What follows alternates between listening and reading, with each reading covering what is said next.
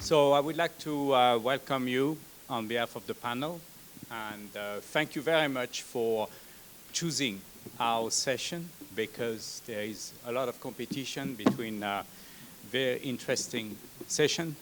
Fortunately, it started raining, so hopefully people will join us. So my name is Laurent Bouchereau. I'm the science counselor at the delegation of the European Union to the African Union, based in Addis, and I will be the moderator for this session. I will show one slide to remind you of the objective of this session, and then each of the panelists will introduce him or herself using one slide, also with a picture of something special. So if I can have the next slide.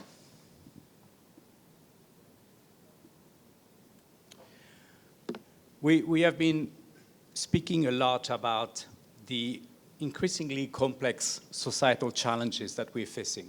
The SDGs, which have been developed for the long term, which have been shared and agreed common from the north to the south, from the east to the west, 17 SDGs, many of them being interrelated.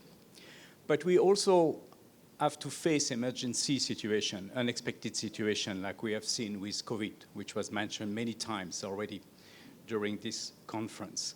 So the goal of this session is to discuss how to best organize the interface between, on one hand, science, on the other hand, policy.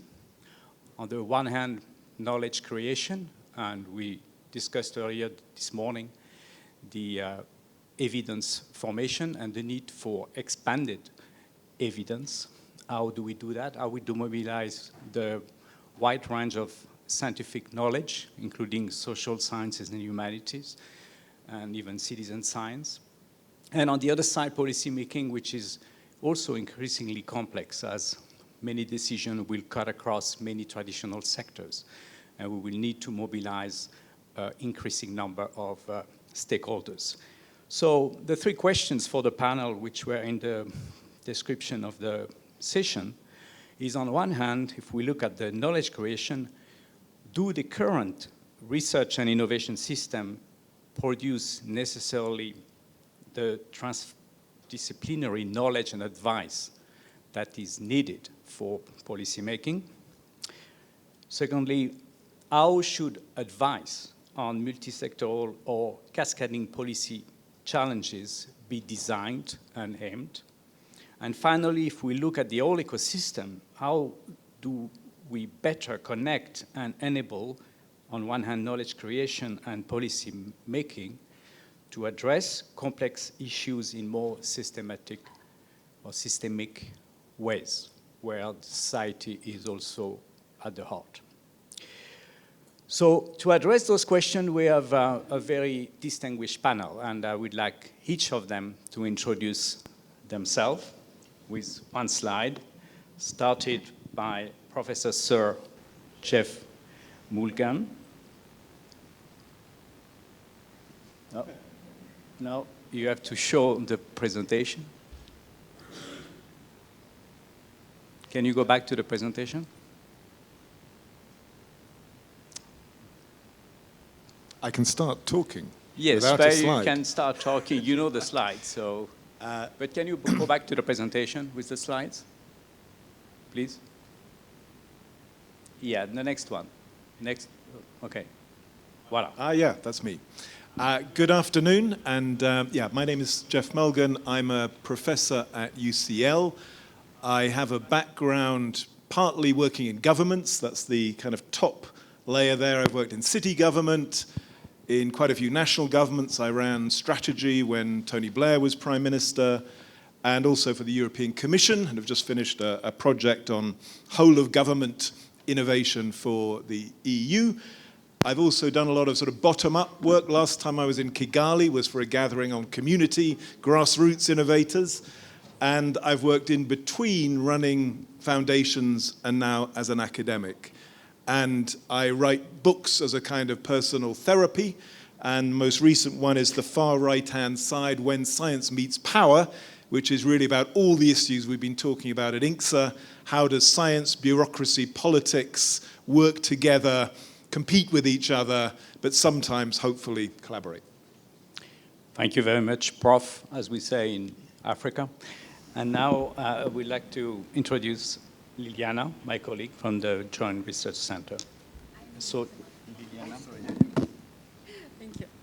Thank you very much, and welcome to our wonderful audience. Very, very happy to have the opportunity to discuss with you during the session. My name is Liliana Pasicinik. I work at the European Commission's Joint Research Center, which is a very unique organization. It has the mandate to provide knowledge and evidence to policymaking, and this goes through the entire policy cycle. And we're a very rare beast in this entire science advice ecosystem. We have been trying to find twins or sisters and brothers institutionally, but we have not been able to do so because on one hand, we're a scientific organization who has around 3,000 scientists, scientific campuses, labs. And on the other hand, we are fully embedded in the European executive and decision-making structures. So this empowers us in a very special way. And we are very happy to exchange and share our knowledge, our lessons, our failures with the international community. We have been with INGSA from its very inception and even before, and very happy to be here and beyond the very meaningful discussions at the panels, network and create and strategize together. So many thanks. Thank you, Liliana. And our next panelist is from Rwanda, Louis Sibamona. Please, Louis. Thanks, Laura. And welcome to Rwanda for participants. So as you can see on slides, I'm Louis Sibamona, and from National Council for Science and Technology, Rwanda. Just this slide summarizes what we do at National Council in terms of policy, STI policy development and strategies, as well as supporting research and innovation through funding as a part of the government funds put in place to support research and innovation. So we do also dissemination. We advise the government in terms of key priority where to focus on. We also strengthen this collaboration between academia and industry collaboration. In summary, that's what we do. Thank you. Thank you. Oui. And if you can pass the microphone to Jackie Kado, who is from NASAC. Hello. Good afternoon, everyone. My name is Jackie Kado. I work with the Network of African Science Academies, where I serve as the executive director. Part of my introduction will also include my president, Professor Norbert Honkonu, who's from Benin, and also Dr. Doyino Dubanjo from the Nigerian Academy of Sciences.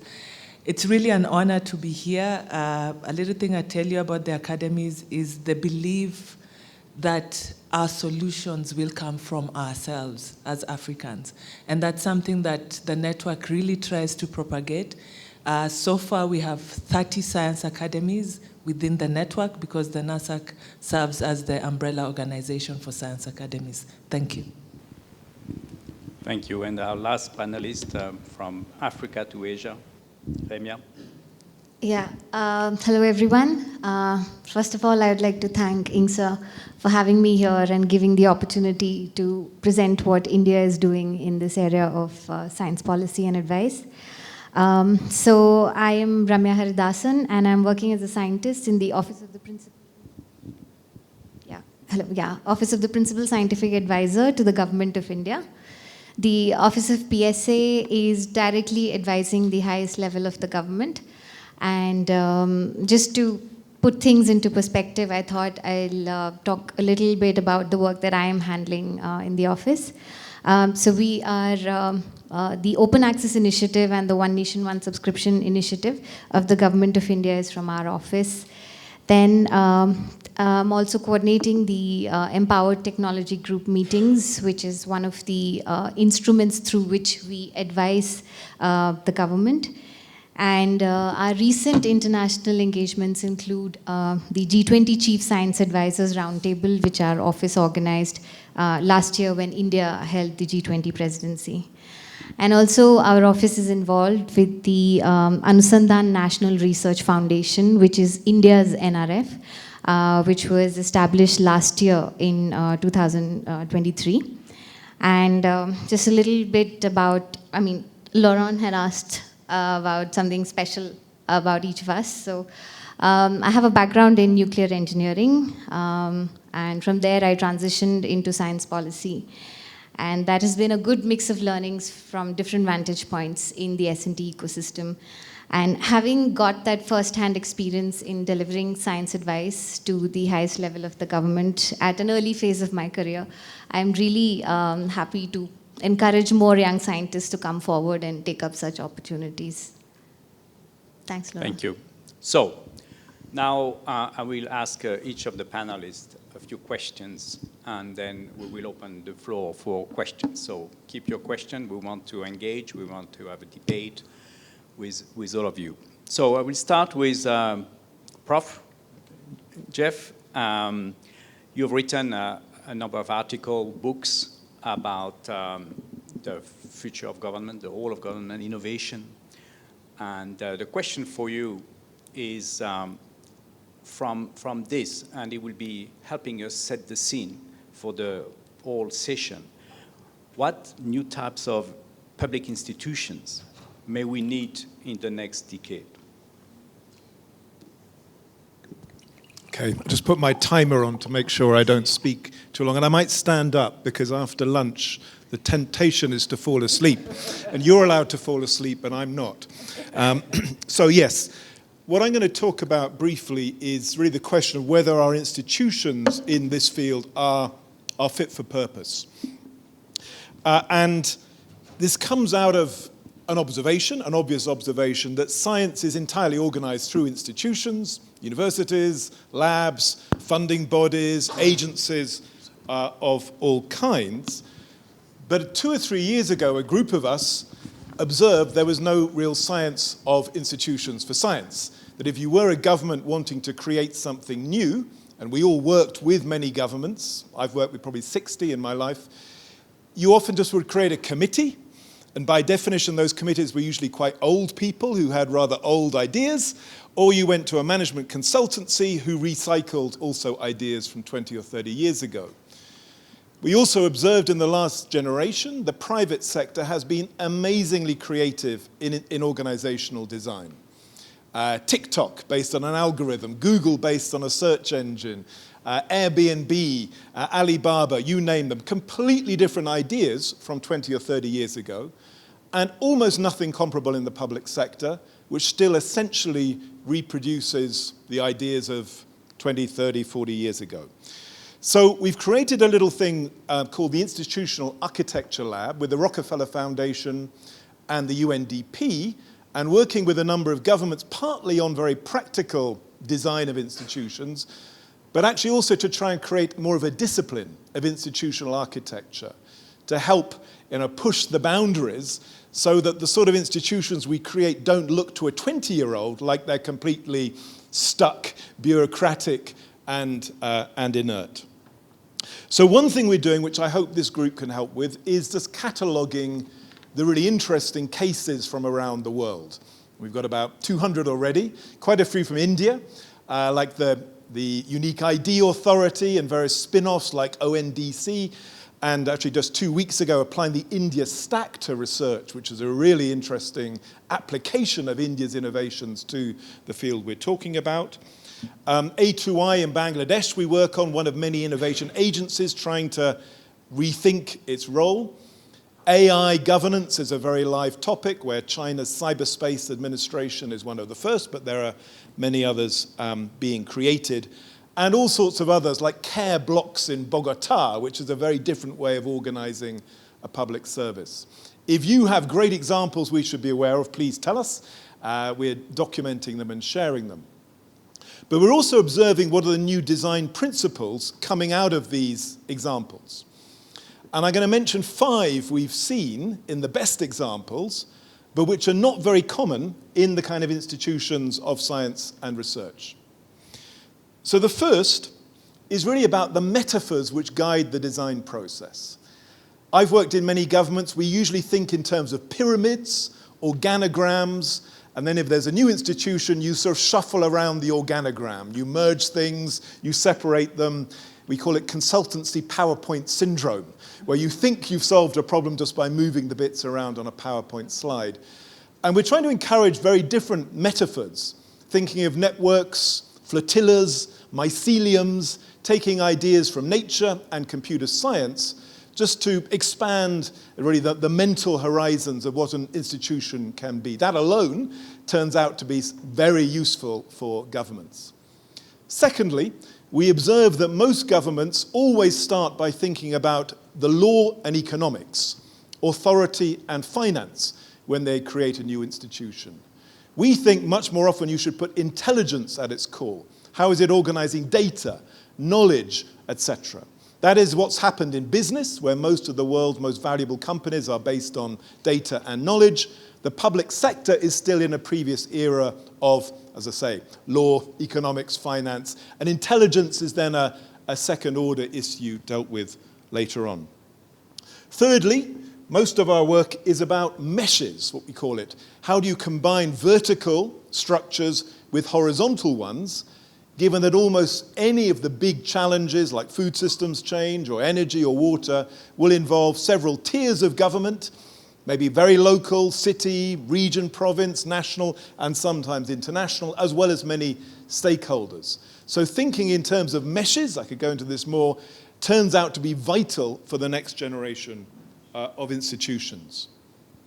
Fourthly, no institution is an island, so we always try and think of it in its context, in its environment, and what might be the other institutions which should be challenging it, arguing with it, interrogating it, so it doesn't become stagnant and complacent, which does often happen to monopoly institutions in the public sector.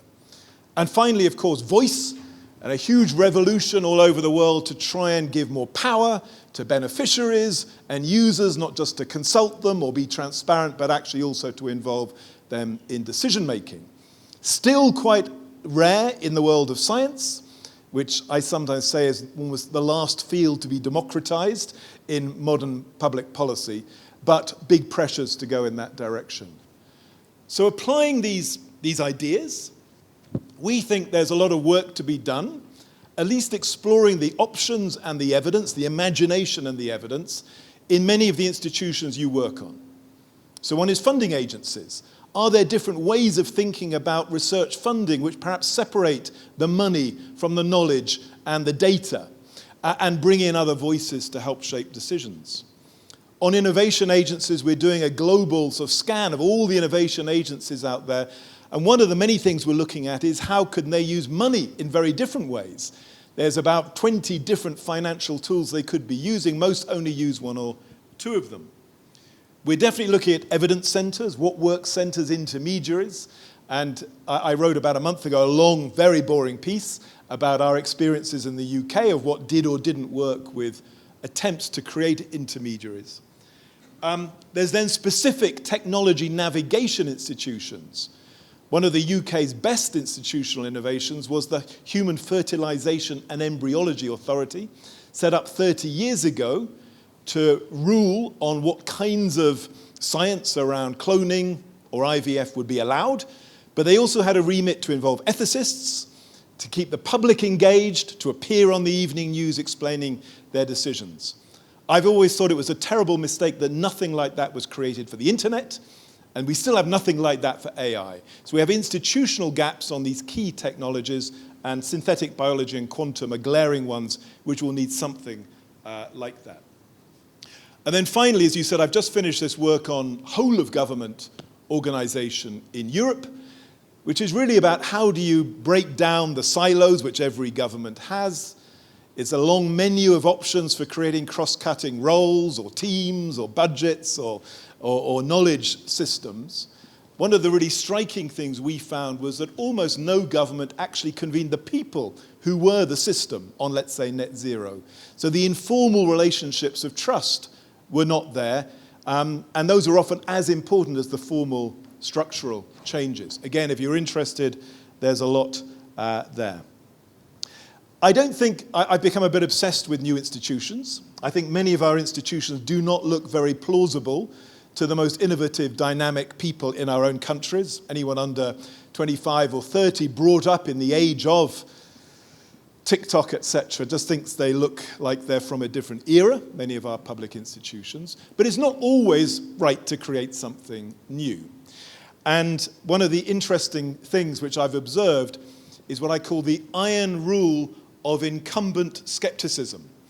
Anyone who is an incumbent in a powerful institution will always say, we don't need new institutions. They will always say, give the new task to an old institution.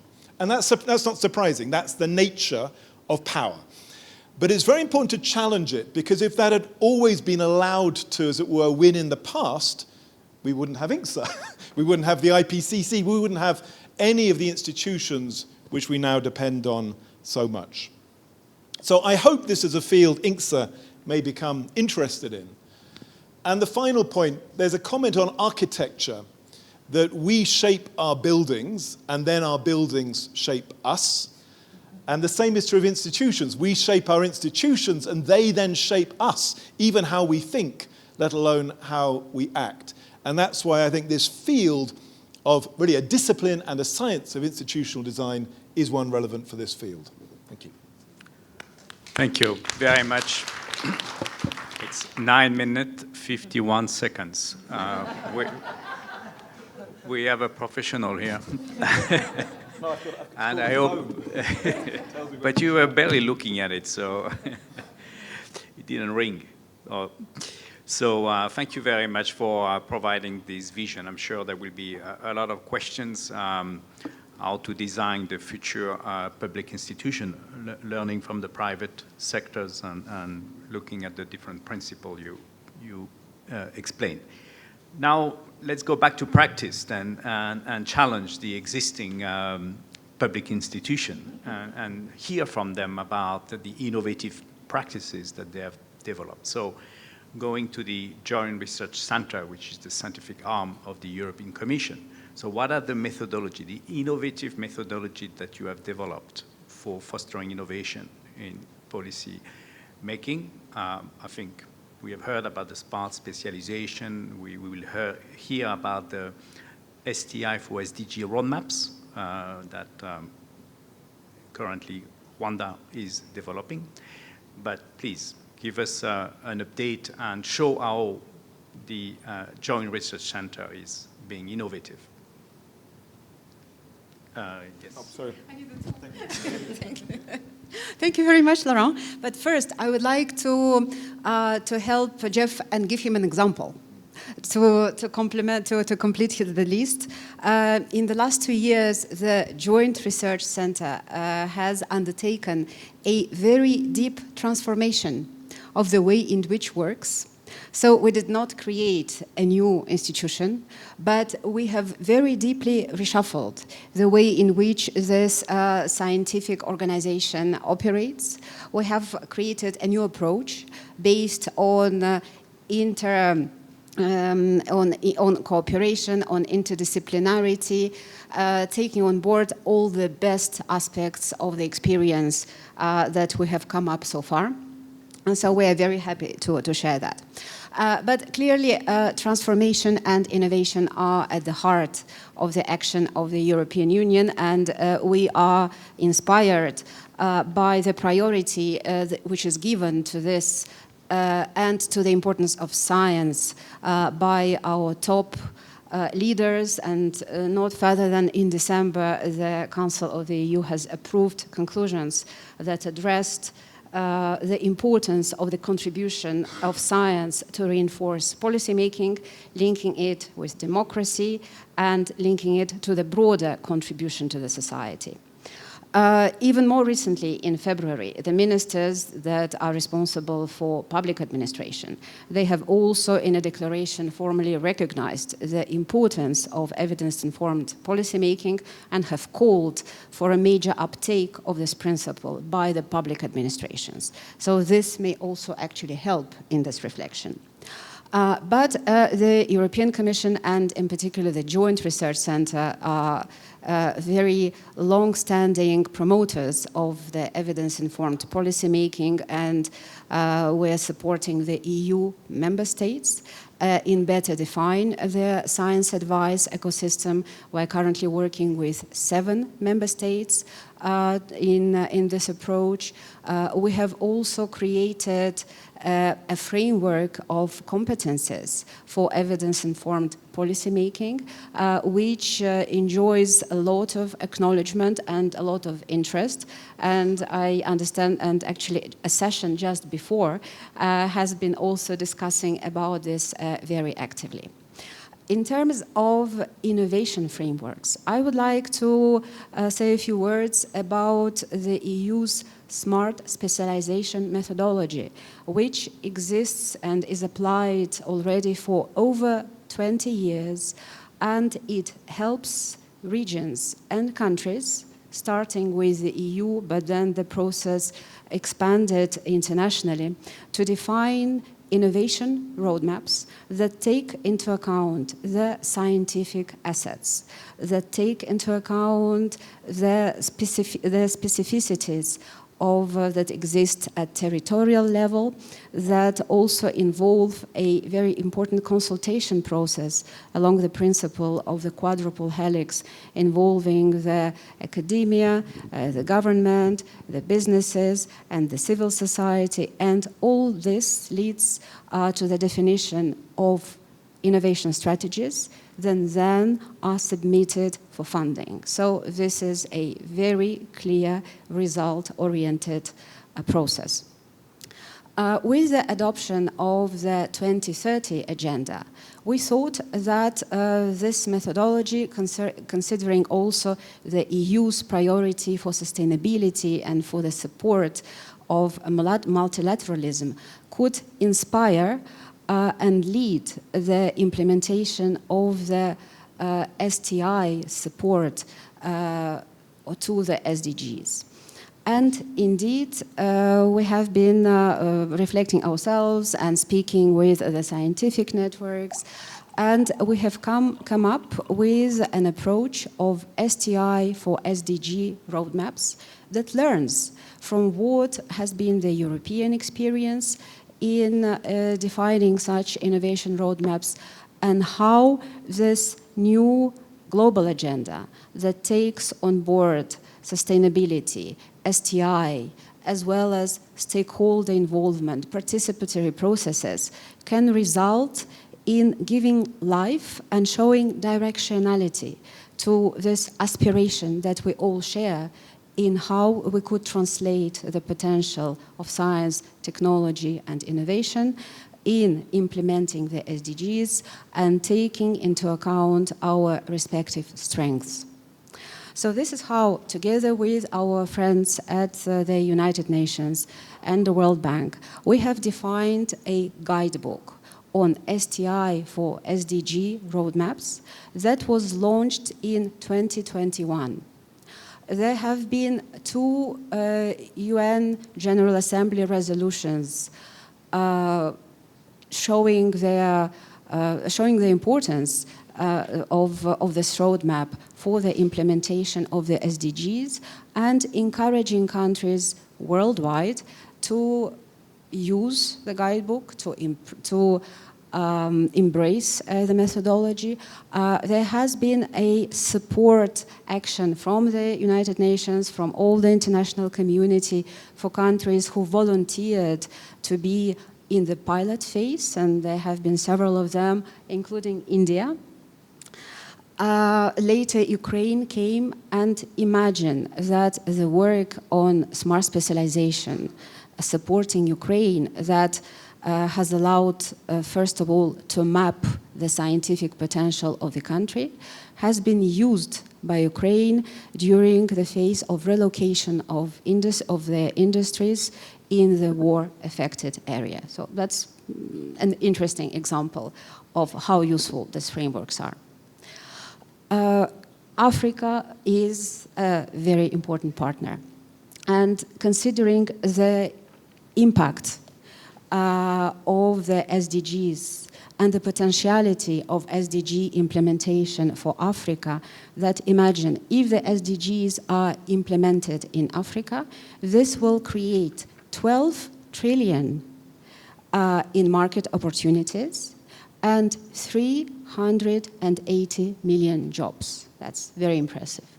So on this basis, we have started work with a number of African countries, helping them devise STI for SDG roadmaps along the priorities that the countries identify and on specific challenges that the country see as needing to be met.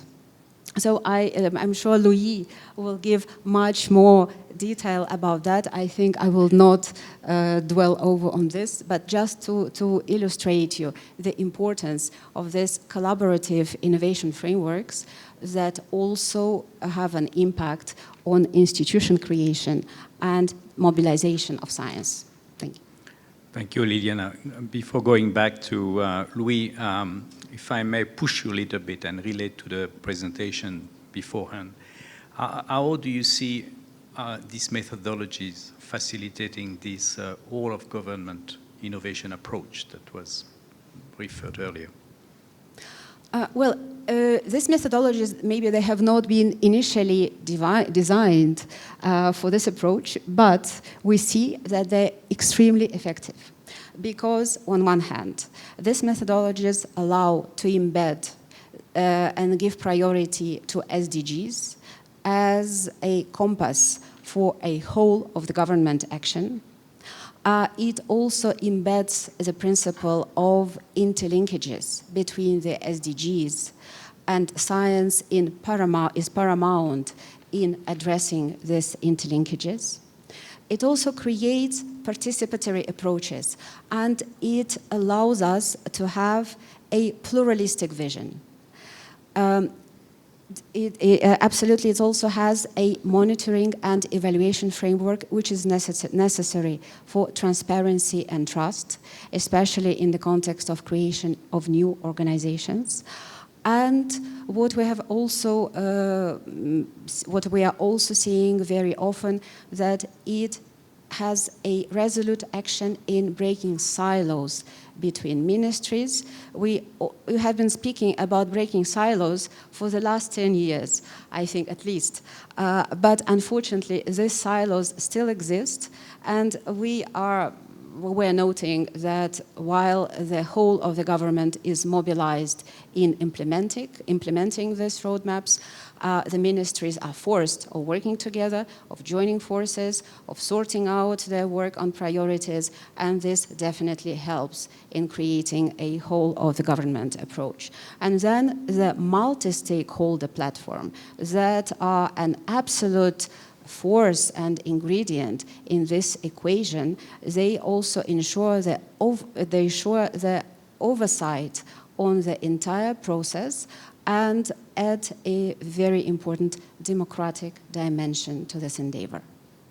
Thank you. So you insist on this multi-stakeholder engagement, and I'm now turning to Louis, who is in charge of implementing or developing the roadmap for Rwanda. So the first question for you, Louis, what strategy did you and the Rwandan National Council for Science and Technology develop to ensure broad stakeholder participation in the process? Thanks, Lola. And you're right, when you talk about stakeholder engagement, you can't develop such kind of roadmap while not engaging stakeholders. My colleague Liliana touched about the guidebook for STIs, for SDG roadmap. This book actually has methodological approach. So one of our methodologies is to engage stakeholders, not only at the end, but at the beginning. So what we did, since Rwanda is still a stage of developing these documents, so it's not yet, we are probably in June, we'll be having this document. It's the development is still ongoing. So what we did to engage broad stakeholders, of course, there are some steps. Number one, we defined or we identify who are them, what are the law, and then kind of influence they may have to support development or to guide. So we need to identify them in order to provide input, understand the needs, and then before even developing the documents. So we identified them, and then after a list of number of stakeholders, we went to the next step for mapping, categorizing them. So how can we categorize them? So that, because you may not have all stakeholders in one workshop, for instance, but we tried to categorize into a number of sectors as well as their playing role. So we categorize in terms of government or policymakers, then researchers or innovators. Then we had also private sector engagement as well as civil society. I can give an example how we did this. Maybe I would like to note before even I give some examples that Rwanda STI for SDG roadmap is focusing on food system and transformation towards food security and nutrition. So you need to think, who are they? First of all, number one, when it comes to government, you think about the Ministry of Agriculture. In Rwanda also we have some of implementing agency as a public institution. So we have Rwanda Agriculture Board, and they are implementing, they are conducting also research, but implementing different national strategies in terms of agriculture. So we approach them, we have this idea, is food security or food transformation really needed in Rwanda? So of course, the answer was yes. And it touches not only Rwanda, but the whole continent's priority. Aspect of research innovation, of course, university should be there. So we worked with University of Rwanda. We have also Rwanda, one institution in charge of agriculture, RICA. So we have also Institute of Mathematics. So they are conducting different research in the area of climate change, impact on agriculture and health. So we involve them. We had also private sector, a number of industry in charge of food processing. Those who are in Rwanda, you are aware about INGSA. I think they are providing the food, yogurt, and other cheese and other foods. So we have also Sinagerad. It's an enterprise which produces juice, and some of you have been in the restaurant Kigali. There is akabanga. This is like chili. So they are doing this. So we have also African improved foods. So they are processing food, we added value. So we target them, and then we had a discussion, then they say, oh, this is important. So when it comes also to international organization, of course, we have been working with SDG Center for Africa. It's based here in Kigali. We have also FAO as the international organization in charge of food. So these are examples where how we involved actually stakeholders. The next step after actually identifying them, what we did is like through different sessions, participatory workshop, and surveys, questionnaire. This process has been done between actually February and March this year. So they support actually as we conduct virtual and physical workshop to present them with the idea, and then they provide them inputs and their needs so that the development should actually respond to what they want and the way I want it to be. the reason of actually engaging them through this survey, questionnaire, and the workshop was actually to understand their needs and to share the best practice, but focusing on how we can localize and we can customize the application of STI for SDG roadmap. That's in a summary what I can say, this stakeholder engagement. Thank you.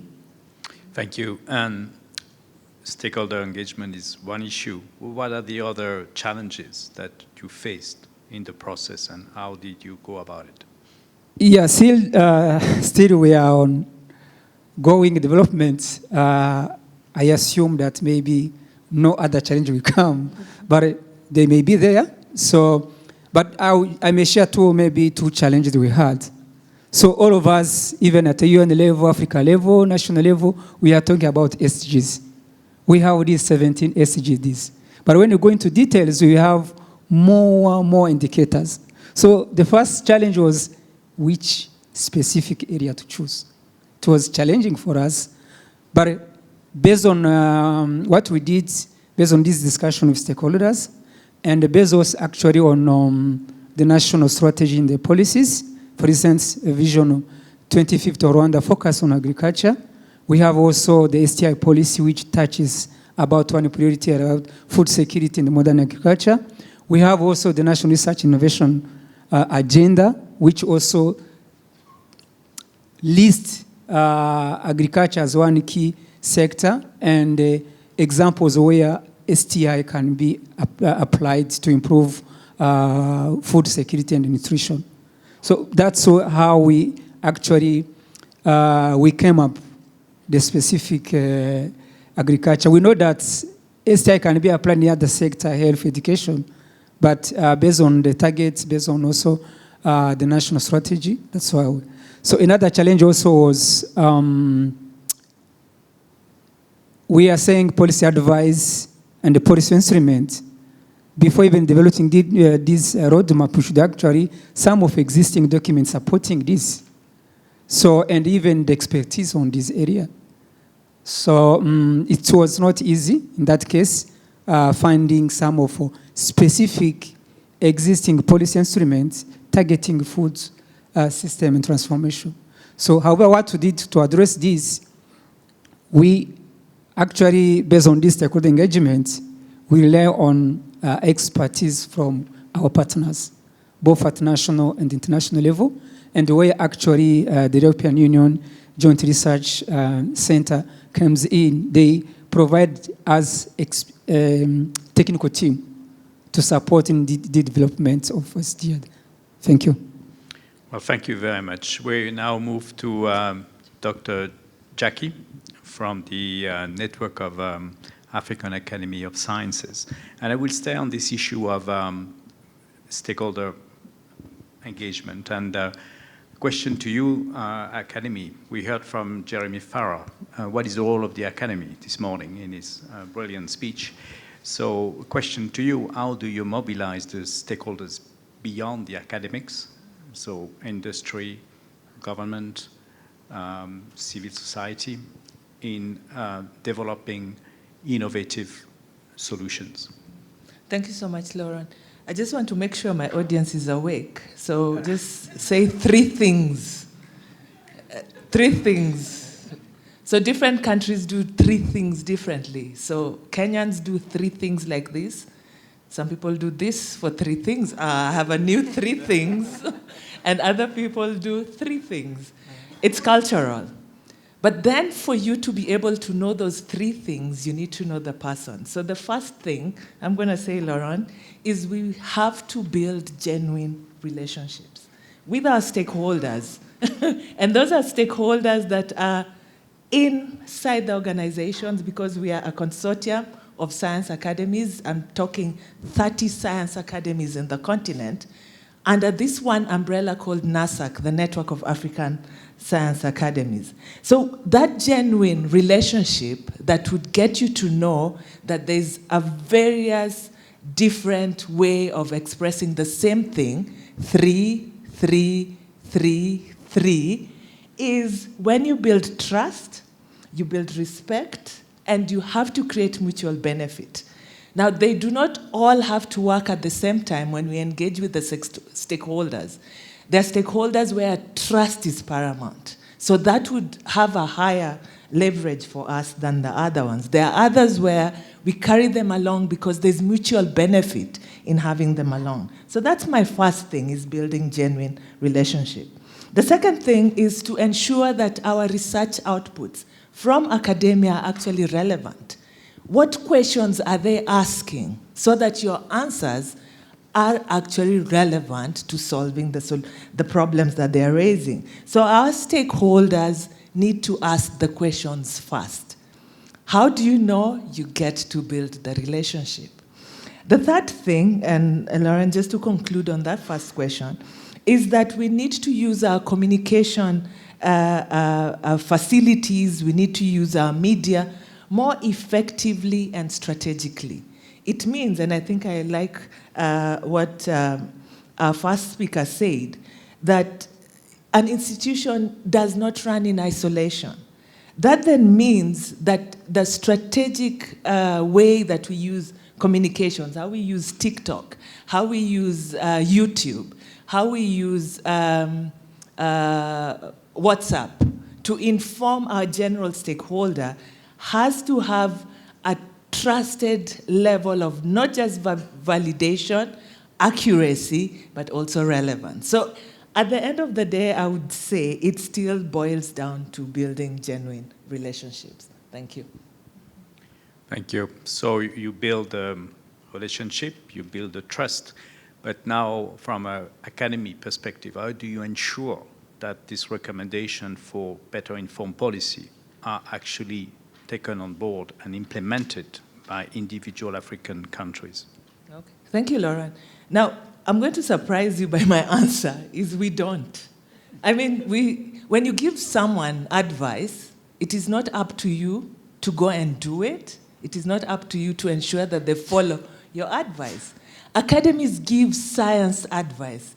They use credible evidence.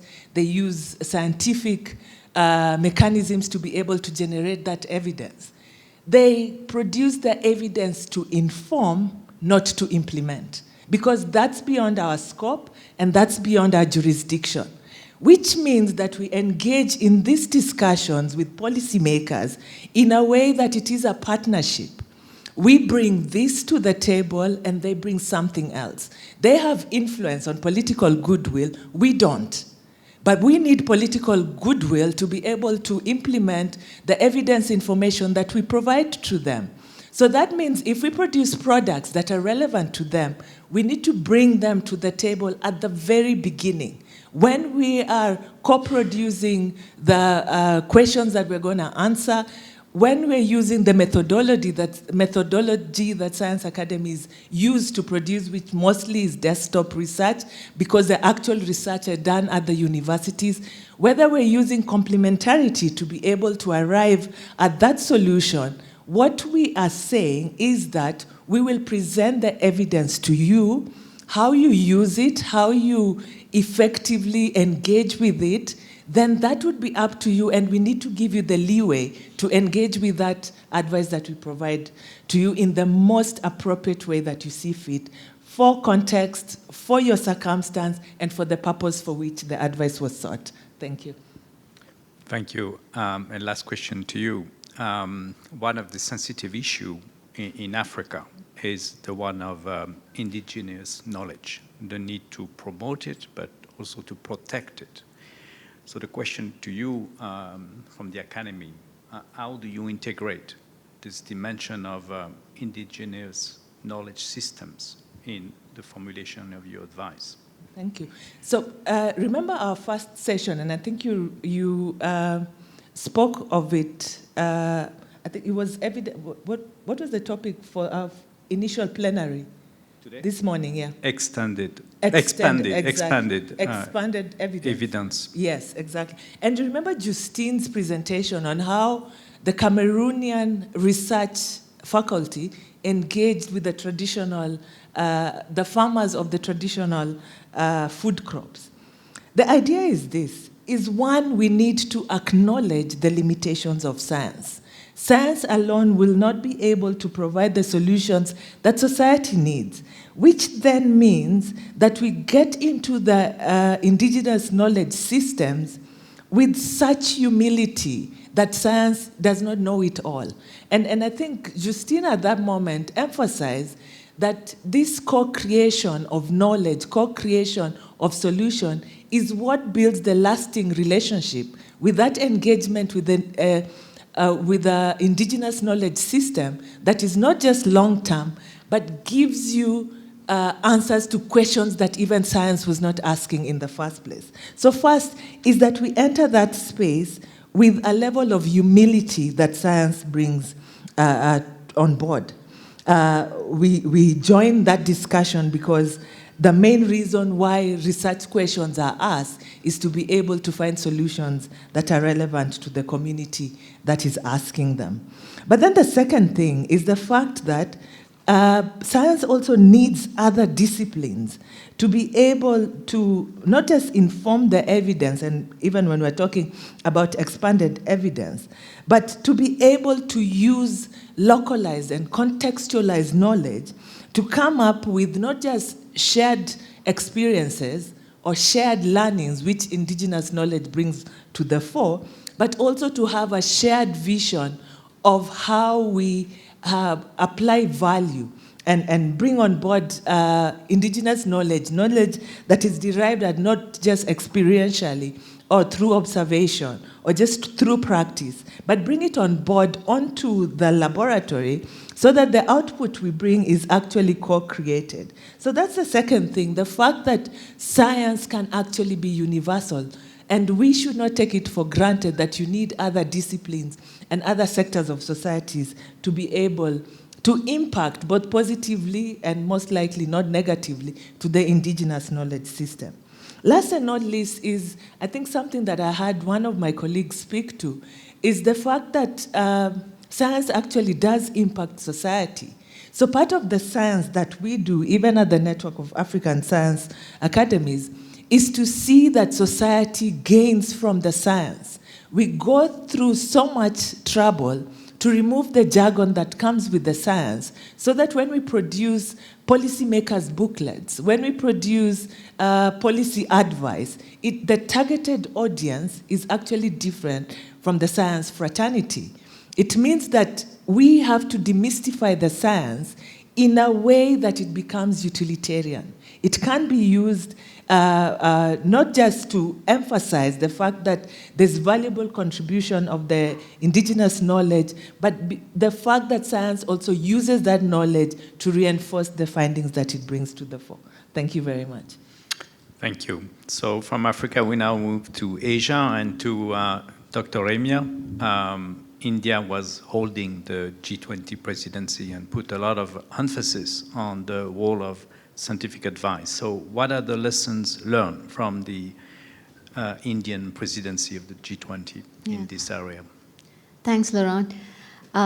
So the G20 Chief Science Advisors Roundtable was an opportunity for our office to really bring together some of the largest economies, the G20 countries, to agree on the need for a mechanism for global science advice to address challenges which are of the global scale and in a manner which is continuous, inclusive, and action-oriented.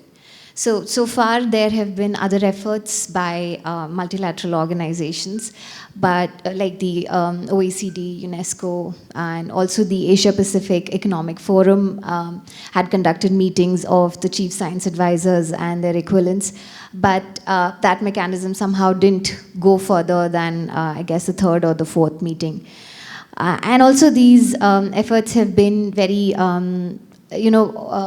based on participation from member countries of these organizations, and a large coverage was not possible. So this was an attempt to bring together a wide section of the global population. The G20 countries together produce about 85% of the knowledge output today. So that gave us the opportunity to tap into a wide pool of evidence for science advice. So this was a good starting point, And the aim of the G20 CSIR was to come up with a mechanism which we can also then later expand to beyond G20. And there were some valuable lessons that we had learned. These lessons were in terms of overcoming challenges which emerged because of asymmetries, such as asymmetries in the administrative structures of these governments. For example, Brazil did not even have a chief science advisor position. And that was a particular challenge for us because Brazil was to take up the next G20 presidency. And it was very crucial for us that Brazil is on board so that this continuation, the aim of a continuous mechanism for science advice gets achieved. And of course, Brazil was very open to the idea of the need for a global mechanism, and they had committed to try to take it forward in the best possible manner, considering their current limitations of not even having a position of the chief science advisor. There were other asymmetries in terms of knowledge asymmetries, I would say, and one of the most relatable examples is related to what indigenous knowledge systems was also one of the agenda items, was one of the topics under the agenda on diversity, equity, inclusion, and accessibility. So there we saw different viewpoints from countries, different understanding of how traditional knowledge systems should be applied. And there was a recommendation of mutual validation between the traditional and the modern knowledge systems, which was supported by many countries, having very prevalent systems of indigenous knowledge like India, Netherlands, Australia, but not supported by other countries where modern science has very deep roots. So building consensus on such issues, those were one of the lessons. And finally, what we decided on was recognizing the important role that traditional knowledge has played, and also including indigenous knowledge systems in our policy discourses and in building evidence-based innovations, also to take into consideration the evidence provided by such systems. And of course, there were other challenges in terms of drafting the final outcome document, where each word had to be very used in a very calibrated manner. Like countries didn't want to be overcommittal on certain things. So there was a difference between, we commit to working in certain area, and how many countries wanted to say that we recognize the need for work to be done in certain areas. So the drafting of the document in a very calculated manner where 20 countries agreed to one word, those were the challenges. And finally, I think we overcome those challenges by, as again Dr. Jackie mentioned, by building trust. And this was through extensive inter-sessional meetings, like 4 meetings were held, and one even on the day before the G20 CSIR roundtable. So finally, it could happen because the contributions were agreed to be such that the knowledge sharing, the resource sharing will all be on a voluntary basis on mutually agreed terms. So that gave countries a comfort level to come together and agree on the final outcome document. So these were valuable lessons that came out. Thank you very much, and I hope that Brazil will build on this well-crafted recommendation and conclusion and advance further the agenda. Now you work in the position of a principal science advisor office, and going back to the case of India, can you explain how you can leverage this position to increase the synergies between S&T and policy making? Yeah, certainly. So before that, I'll just give a brief background of how the science policy and advice mechanism in India has evolved. We gained independence in 1947, and the first advisory council on coordination for science and research in the country was constituted in 1948.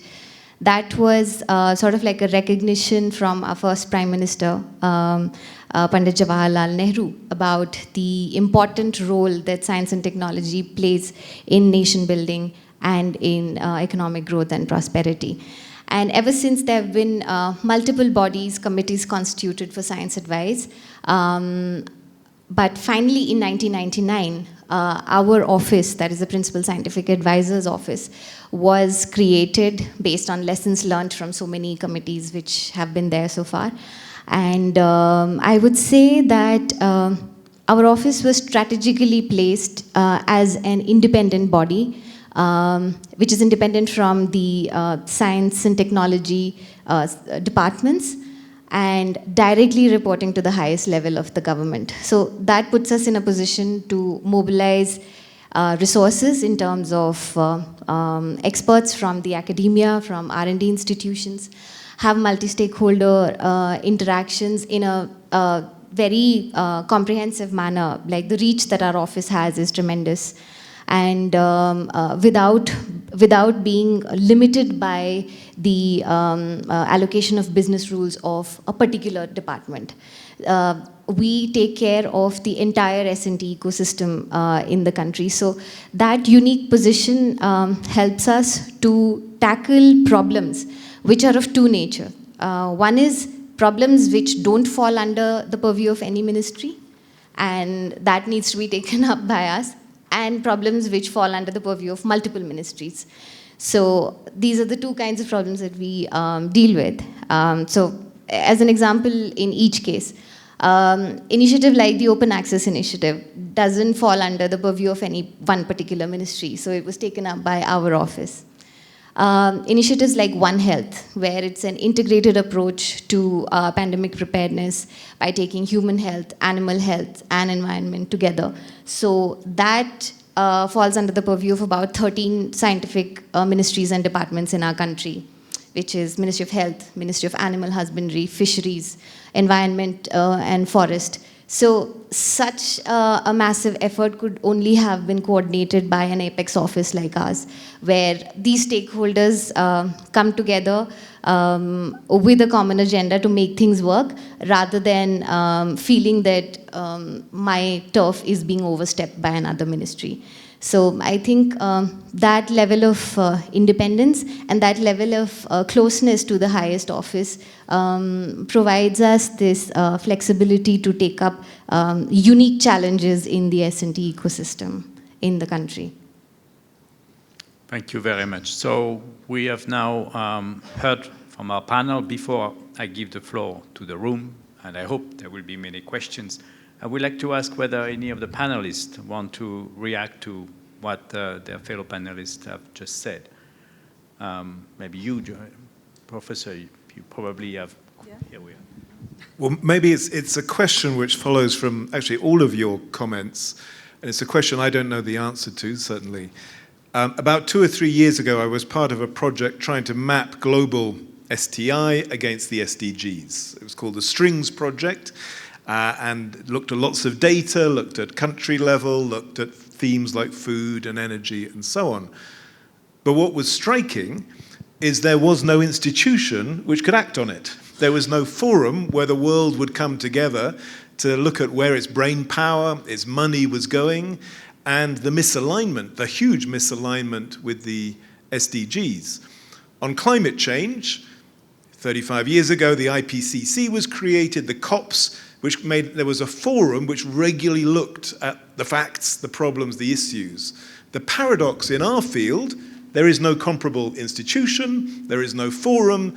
So on something like AI, which is seeing vast investment at the moment, we don't even have the data on how AI actually relates to the SDGs, and there is no place where the world comes together to discuss it.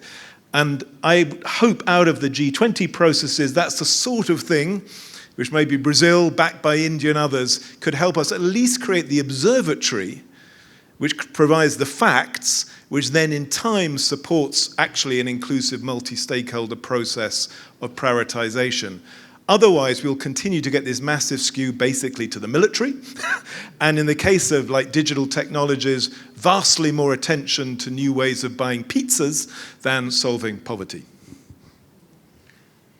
Any comments? No, I'm not going to answer his question.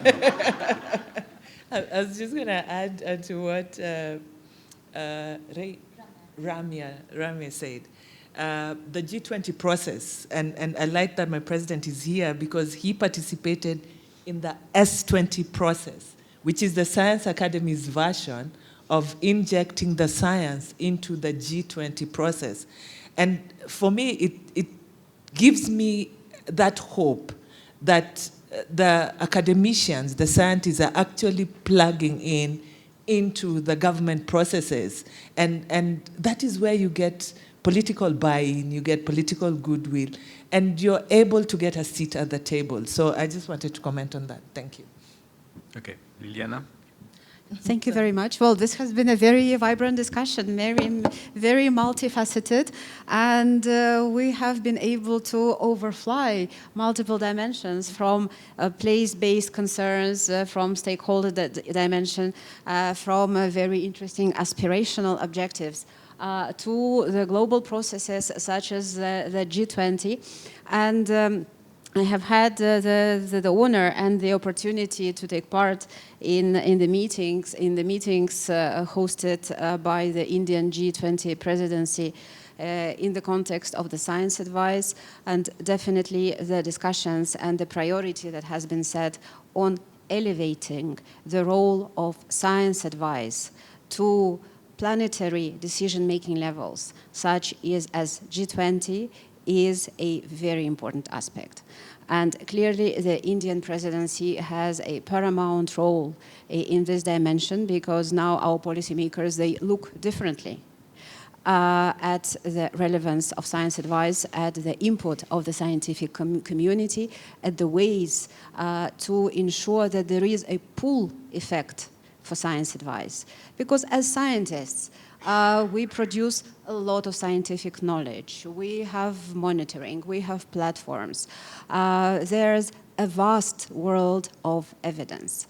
But we need to balance the exercise, but ensuring that there is a pull factor from the top policymakers. And such initiatives as the Indian G20 presidency has put on the agenda have played a critical role in empowering the science community to be more visible and more relevant for policymakers. Speaking about the SDGs, and maybe coming back from the mega level to the more practical implementation level, I would very much subscribe behind the importance of this stakeholder interaction, trust building, understanding, and analyzing all the resources, all the superpowers that we have also at local level. Because when screening the SDGs, and in particular the targets, we come to the conclusion that 65% of the targets, they require action at local level. So this is why we need to combine top-level political direction, but the implementation will happen at local level. And this is why we need roadmaps, we need capacity building, we need to set very clear and soundly identified priorities, and also identify funding for this. Thank you. Thank you. Okay, so now it's time to open the floor for questions. So please introduce yourself and indicate to what panel members your question is directed. So there is a question in the back, a question on the side. Please, you can start. You have the micro. Thank you very much. Sorry. My name's Ruth Stewart. I'm the director of an initiative called Alive at the Future Evidence Foundation. I loved this panel. It was really exciting. I love what you said, Jackie, about relationships. I stamp my feet about this point all the time. I had a question for you, which was around how do you build institutional relationships rather than just individual ones? And I wanted to flag, if you didn't know, about the SDG Coalition for Evidence Synthesis, which is seeking to bring together, John might know, I think it's about 50 different UN bodies looking to synthesize the evidence across the SDGs, which I think is really important and relevant. And then I have a challenge for Jeff. Jeff, you said that you didn't think science was democratized, or whatever that right word is, yet. So does that mean it's a dictatorship? And for those of us who live in the global south, can you tell us who our dictator is, please? Thank you. Thank you. Any question in the back, please? Thank you very much, panelists. Thanks so much for your fantastic presentations that I learned a lot from. Thank you so much. And my name is Thuan Dang. I come from Vietnam. I'm a steering committee member of INGSA Asia. And back home, I also founder and run a small NGO called the Central Highlands Center for Community Development and Climate Change Adaptation. The aim of the organization is to bridge what I call a developmental gap between the local ethnic minority community with the wider society. I'm here today in this INGSA 2024 with a bunch of questions, and I've been finding opportunities to ask, and this is one of them. Thank you so much.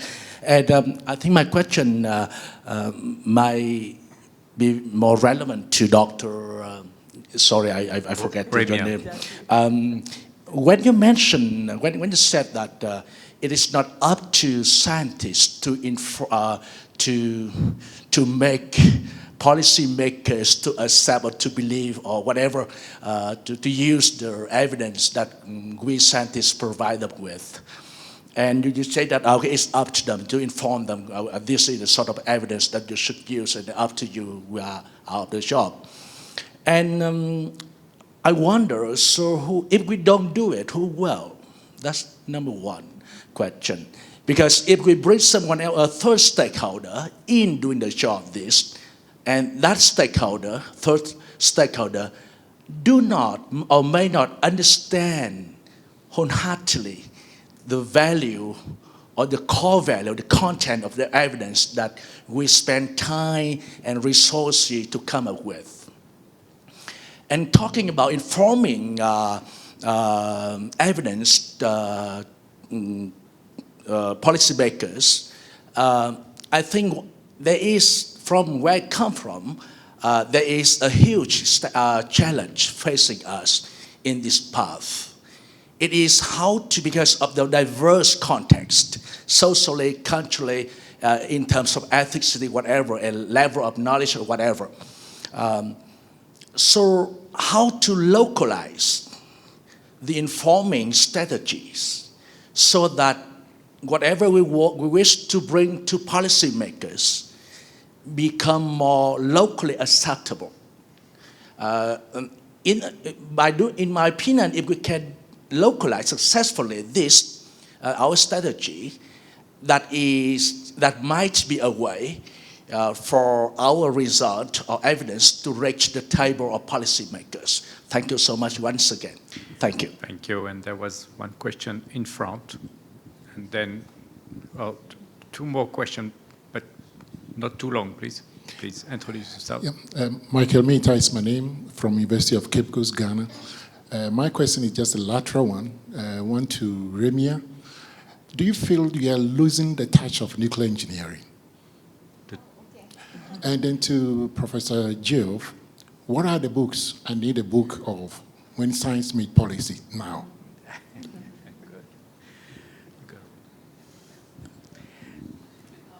Yes. My name is Norbert Unkon. I'm the president of the Network of African Science Academies. My question is the following. How do you involve the network of European science academies in your various programs at the European Commission? And the same question to India, regarding the Indian Academy of Science. What kind of relations do you develop? Thank you. And the last question in front, please. Yeah, my name is Dennis Bikesha. I come from University of Rwanda, and from the School of Law particularly. Last time I had an opportunity to get involved in something that connected me to science, and this was about something we call AMR, antimicrobial resistance.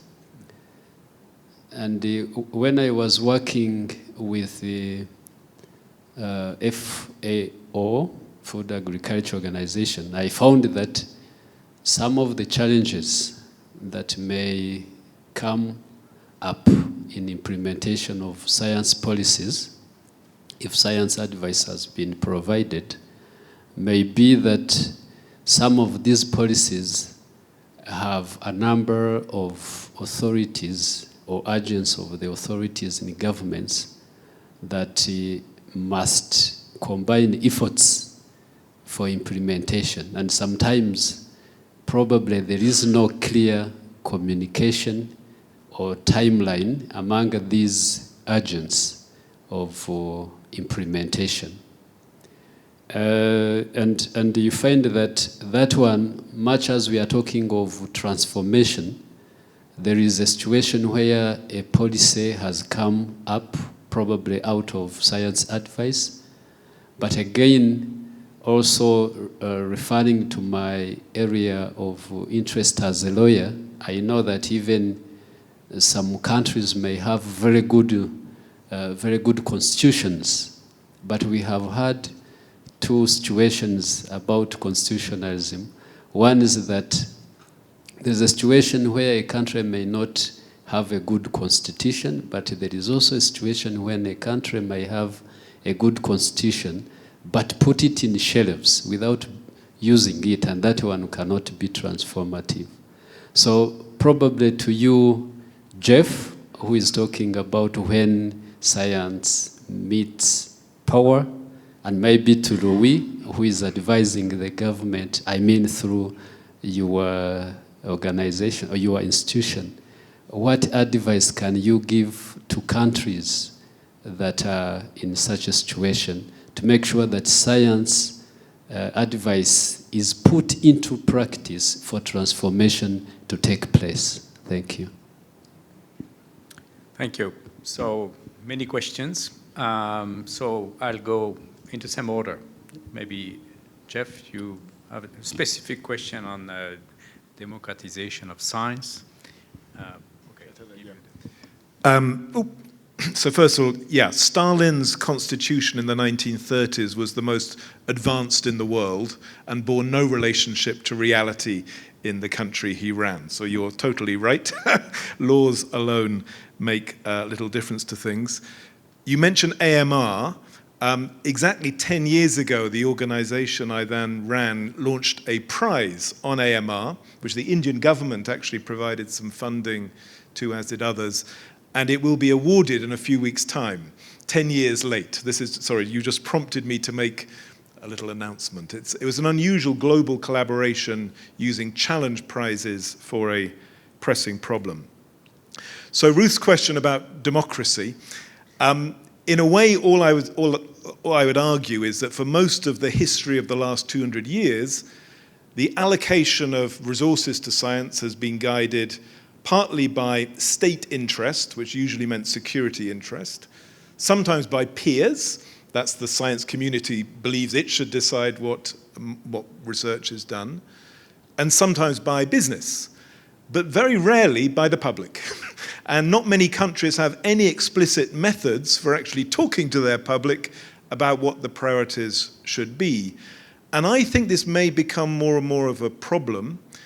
Even in my country, where the public are pretty pro-science, recent surveys showed that only 9% of people think public R&D benefits them and people like them. So I think it will be different in every context, but I think there's a strategic challenge of engaging not just at an elite level, but to the wider public. And this relates a bit to your comment, which I totally agreed with. And I'm going to make an unpopular comment at an INGSA gathering, because I think the whole concept of science advice risks becoming a bit anachronistic. Because the assumption there is you feed in all sorts of sophisticated advice, and you believe that someone in the government, a bureaucrat or a politician, synthesizes it all in their brain to produce a wonderful answer. And that's totally implausible. So I think, and increasingly implausible, and we saw this in the pandemic, so I think we increasingly need hybrid people, hybrid roles, hybrid institutions, where the scientists actually share some accountability for the decisions with the bureaucrats and the politicians. We have to skill up the politicians and the bureaucrats, because in almost every case, as you say, the science will give you pointers, but it won't actually tell you what to do. That has to be localized, it has to be contextualized, it has to take account of many, many other things. There's almost no policy can be purely evidence-based, at least I've never seen one. And so we still sometimes work with this idea of a divide between the scientist advisor, the politician deciding, which simply doesn't work in the era we are now in. So I don't know if you're going to rename INGSA's title. It might not be a popular thing to do, but we need to rethink all of those boundaries. And yeah, my book is available on all good American platforms, and possibly even a bookshop in Kigali, though I doubt it. I think it's on Amazon, but Thank you. Well, I believe INGSA is going to keep its relevance for a very, very long time. And we have a variety of great experience of how science advice is channeled to policymakers throughout the different countries that are represented here. And in the EU, we are very serious about that because evidence-informed policymaking is reflected in the EU legislation, and we have the better regulation approach, which definitely imposes that the use of science for legislative development. And actually, my organization, the Joint Research Center, is very actively involved in this process. But of course, we cannot just put on the table of a policymaker an encyclopedia of scientific evidence or a huge scientific report and think that it's going to be immediately absorbed and immediately effective. And there is actually a science of providing science advice.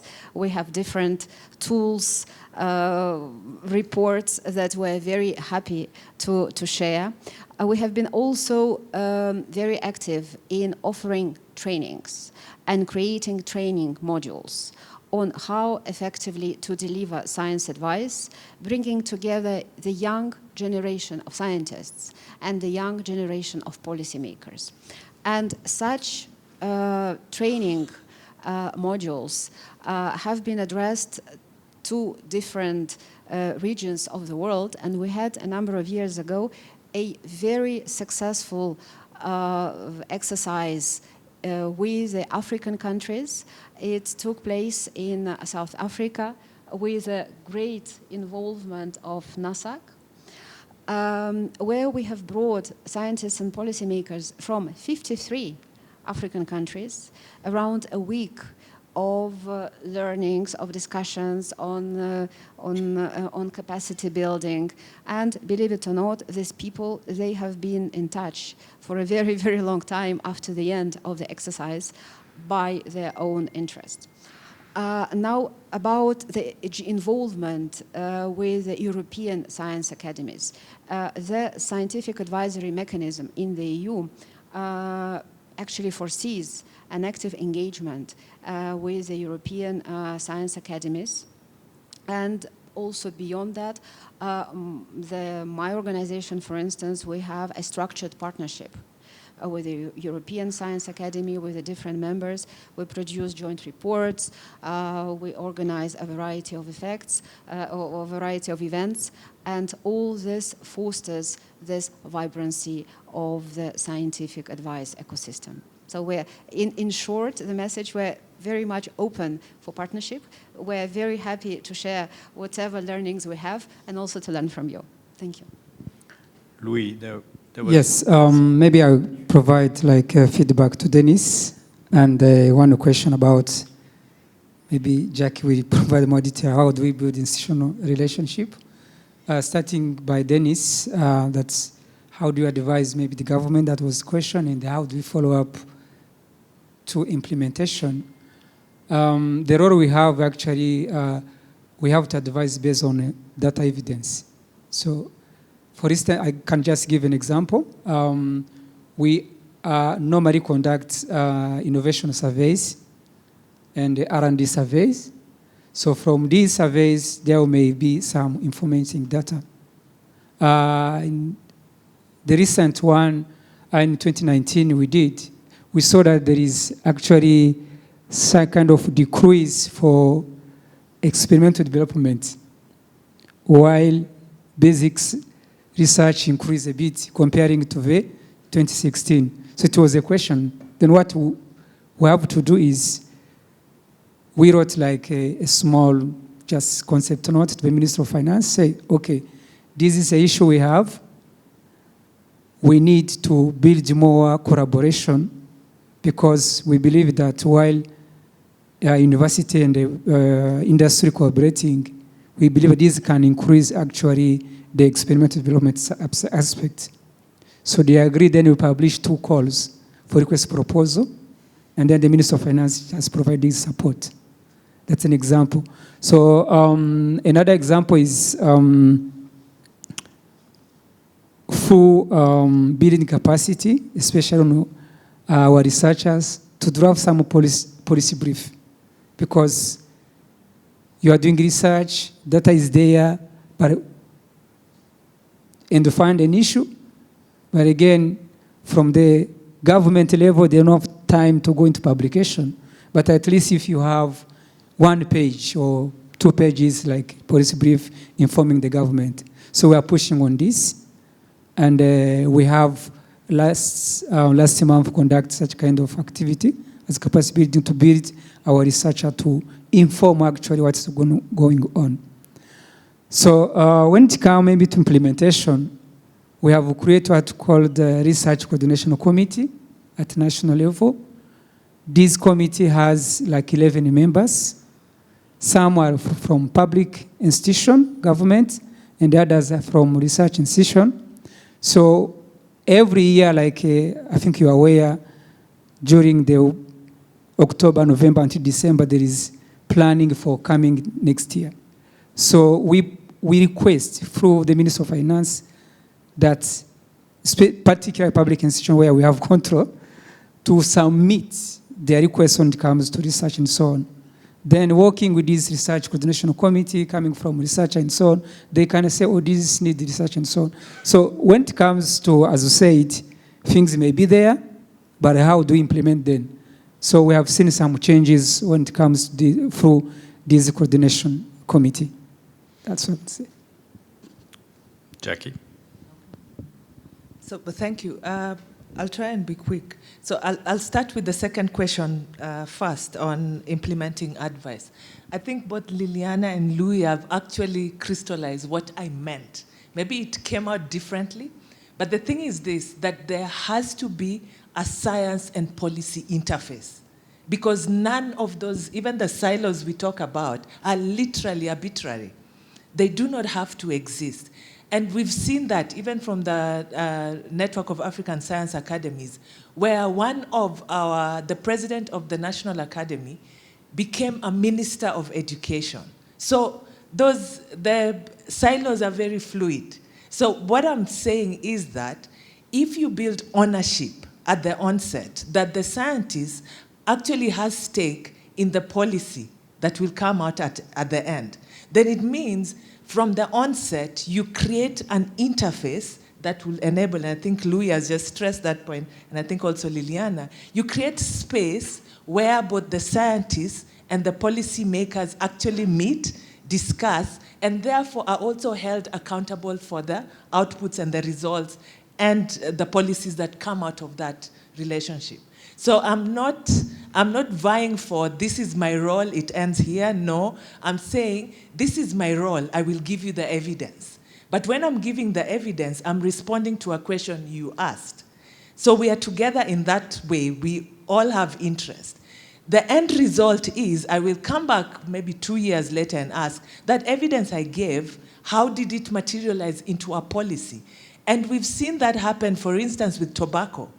The scientists came up with the science that shows tobacco actually kills and does more harm, not just to the economy, but also to the citizens. The discussion between the scientists and the policy makers led to a ban of tobacco in public spaces. That interface between the science and the policymaker brings a win-win situation that science is being utilized at the policy space, but secondly, the policymakers gain mileage because he made a scientifically informed policy decision. So I need us to leave this place knowing that the interface between science and policymaker is critical, the interface between science and industry, science and academia. Why are universities producing graduates that industry cannot use? That interface is important, but it starts at the beginning. So that interface must be emphasized with science, must be emphasized also at the policy space.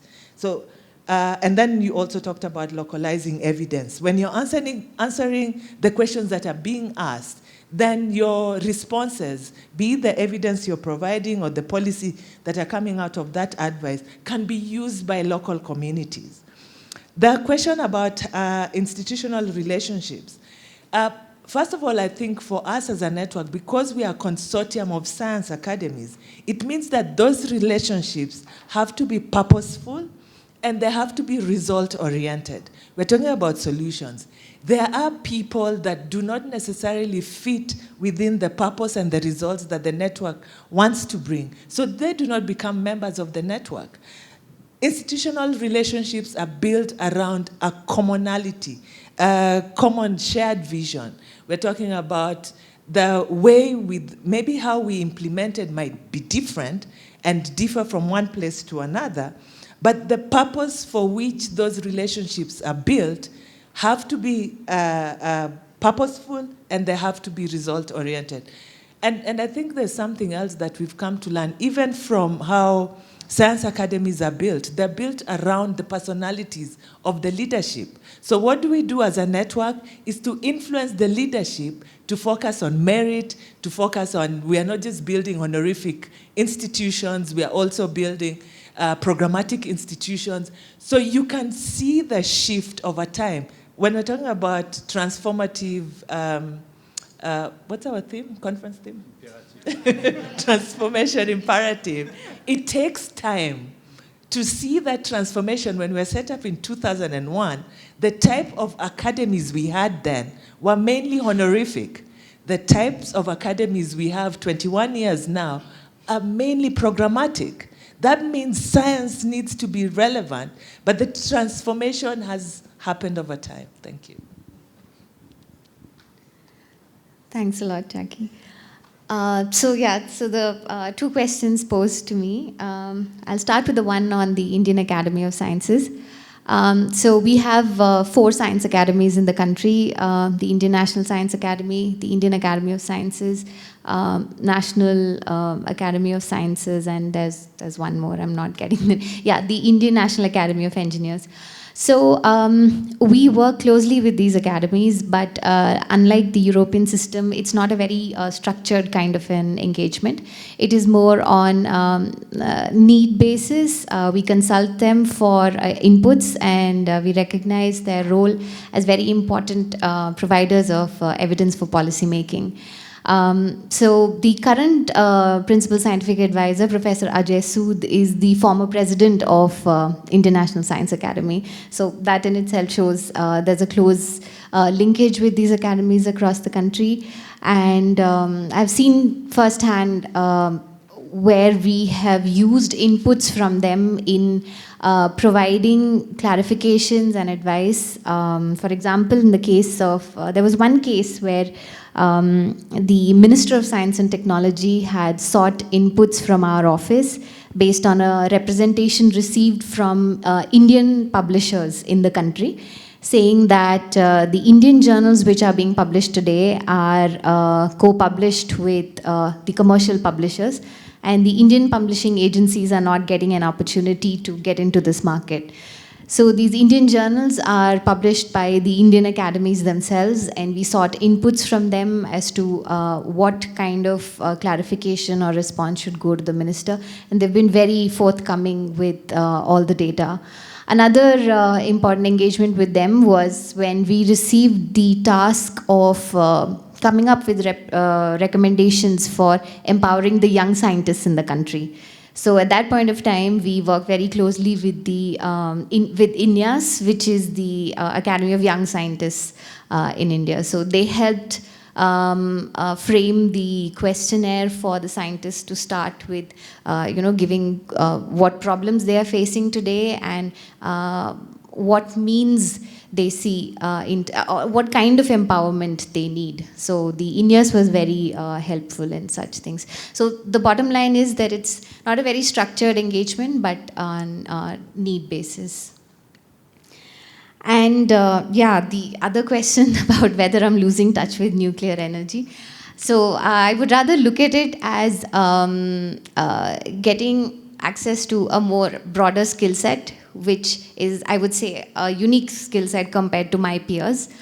This is an exposure which none of my batchmates or other colleagues have had. And of course, I've spent 7 years as a nuclear engineer, and now I've completed 6 years in policy. So I'm at that point of no return, where I have to decide one way or the other. But nuclear engineering is my first love professionally. So I would look for avenues where I can use both these, because it's something that I've realized about myself.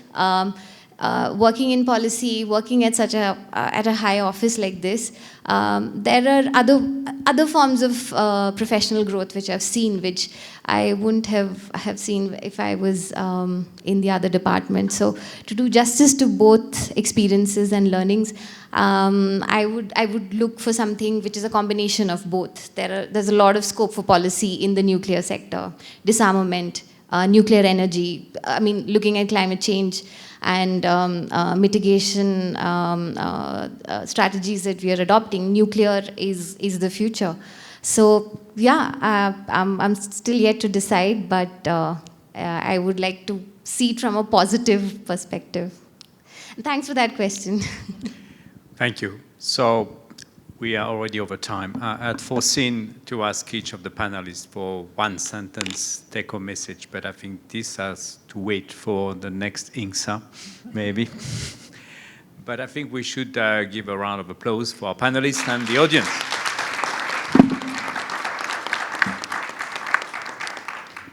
Thank you very much.